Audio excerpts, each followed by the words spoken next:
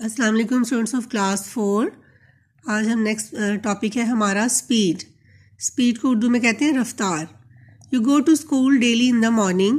How long does it take to go to school from your home? It depends upon how you are travelling. کہہ رہے ہیں کہ جب آپ school جاتے ہیں تو اسکول آپ کتنے وقت میں پہنچتے ہیں, آپ کتنی دیر میں اسکول پہنچتے ہیں. یہ اس چیز پہ ڈپینڈ کرتا ہے کہ آپ جو ہے وہ کس چیز پہ جا رہے ہیں. If you go to school on foot, it may take longer time. If you go to school on a bicycle, it takes less time. A wagon or bus can carry you to school in very short time.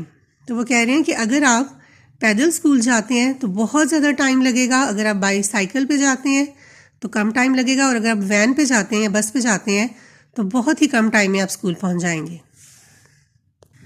To understand the relationship between distance and the time taken to cover it, we use a term called speed.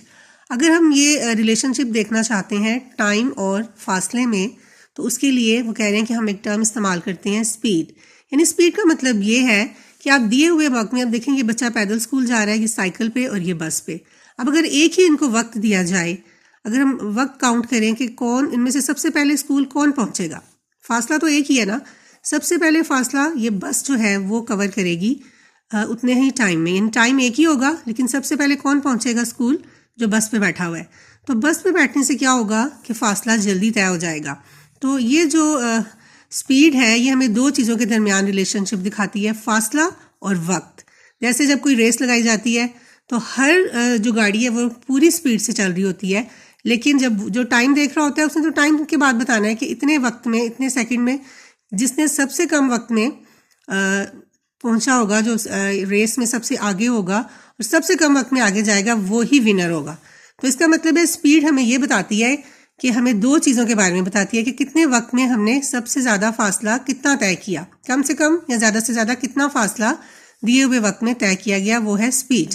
Speed is a measurement of how fast an object moves to cover a distance in unit of time.